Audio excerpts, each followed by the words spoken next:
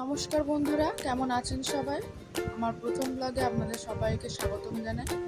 আগের দিন রাতে দুটো ঠাকুর তৈরি করে আমরা ভোর ভোর ট্রেন ধরে নিয়েছিলাম তারাপীঠ যাওয়ার উদ্দেশ্যে।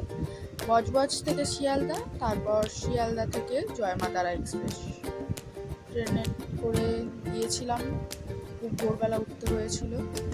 তারপর স্টেশনে দুজনে কিছু ছবি তুলেছি, রোদে ঝলসানো মুখ।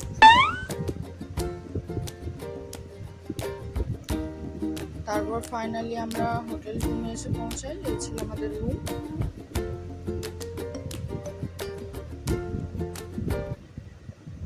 তারপর আমরা তাড়াতাড়ি ফ্রেশ হয়ে নিয়েছিলাম, দুপুরে খাওয়া দাওয়া সেরে রাত্রে ঘুরতে গিয়েছিলাম আশেপাশের একটি মন্দির দেখতে, বিষ্ণু মন্দির। শিব ঠাকুরটা দেখো, খুব সুন্দর লাগছিল। কিন্তু মন্দিরের ভিতরে যেহেতু ভিডিও করা বা ফটো তোলা অ্যালাউ ছিল না, আমরা জানতাম না, তাই সঙ্গে সঙ্গে অফ করে দিয়ে বাইরে এসে ছবি তুলেছি।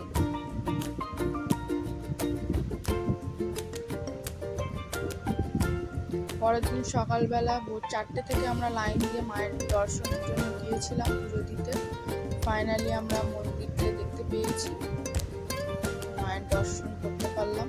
পুজো দেওয়া হয়ে গেল, প্রায় তখন 11:30 বেজে গিয়েছিল। তারপর রাতে শ্মশানের দিকে একটু ঘুরতে গিয়েছিলাম। তো আমাদের সামনেই একটি পাঠা বলি হয়েছিল, ওই রক্ত নিয়ে আমাদের মাথায় টিপ পরিয়ে দেওয়া হয়েছিল। এখানে নাচ গান হচ্ছে, একটু আনন্দ করছিল সবাই।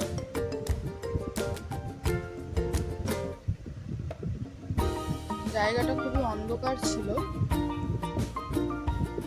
প্রথমবার আমি তারাপীঠ গেলাম, তো আমি ভয়ই পাচ্ছিলাম, অনেক কথা শুনেছি।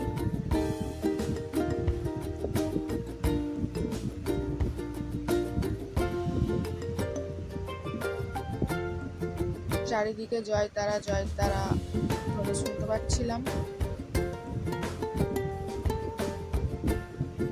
যতবার শুনতে পাচ্ছিলাম গায়ে কাঁটা দিচ্ছিল। তারপর পরদিন দুপুরবেলা আমরা বেরিয়ে পড়েছিলাম বাড়ির উদ্দেশ্যে।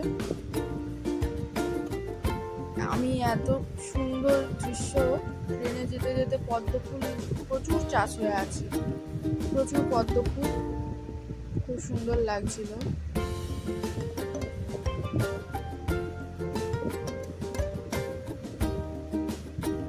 রেল লাইনের ধারের এরকম পুকুর ঝিল যাই বলুক, এখানে অনেক পদ্ম ফুলের চাষ করা ছিল, খুব সুন্দর লাগছিল দেখতে।